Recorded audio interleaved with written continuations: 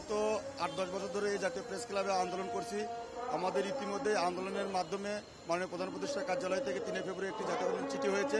কিন্তু ইতিমধ্যে চিঠি হওয়ার পরেও গতকাল আমাদের টাস্কফোর্স কমিটির 7 সদস্যের একটা মিটিং ছিল। সেই মিটিংয়ে আমাদের বিষয়টা এজেন্ডা ছিল, কিন্তু তাৎক্ষণিক আমাদের কিছু জানানো হয়নি।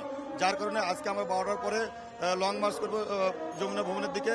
এবং আমাদের যে সারা বাংলাদেশের 4159টি বিদ্যালয় আছে, প্রতিটি বিদ্যালয় থেকে একটি করে আবেদন, আমরা যে দুঃখ কষ্টের মধ্যে আছি, আমাদের যে মানবতা জীবনযাপন করছে, এই বিষয়গুলো চিঠিতে উপস্থাপন করে একটা খোলা চিঠি আমরা 4,500 মতো প্রতিষ্ঠানের সকল চিঠি বস্তা ভরে আমরা মাননীয় প্রধান উপদেষ্টার কার্যালয়ে দিব। তারা আমাদের যে কোনো একটি হোক দুইটি হোক যদি চিঠি পড়ে, তাহলে যে আমাদের দীর্ঘদিনের যে আন্দোলন সংগ্রাম বা আমাদের দীর্ঘদিনের এই স্কুলগুলো যে পরিচালনা করছি, সেটা সেখানে আমাদের চিঠির মধ্যে বা খোলা চিঠির মধ্যে উপস্থাপন করা আছে। আমরা চাই এই যে শিক্ষকরা আজকে রাজপথে আজকে 17 দিন হলে 16 দিন হলে আছে, যত দ্রুত সম্ভব আমাদের যদি পাঠদান এবং আমাদের বাড়িতে ফিরে দেয়, আমরা রাষ্ট্রের কাছে এবং সরকারের কাছে খুশি হব।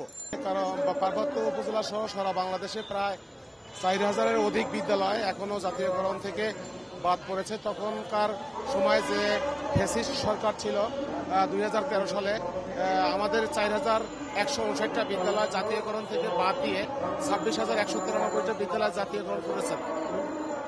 4,000-এর অধিক বিদ্যালয় এখনো জাতীয়করণ থেকে বাদ রয়ে গেছে। আমরা গত 25 থেকে 27 জানুয়ারি যখন আজকের কর্মসূচি হলো, আমরা মন্ত্রণালয়ে খবর নিব যে আমাদের মন্ত্রণালয় যে প্রধান উপদেষ্টার কার্যালয় থেকে যে চিঠিটা এসেছে সেটা সার সংক্ষেপ আজকে পাঠানোর কথা। যদি সেটা না পাঠায় তাহলে আমরা 12টা থেকে 1টার মধ্যে যমুনার অভিমুখে আমরা পদযাত্রা শুরু করব।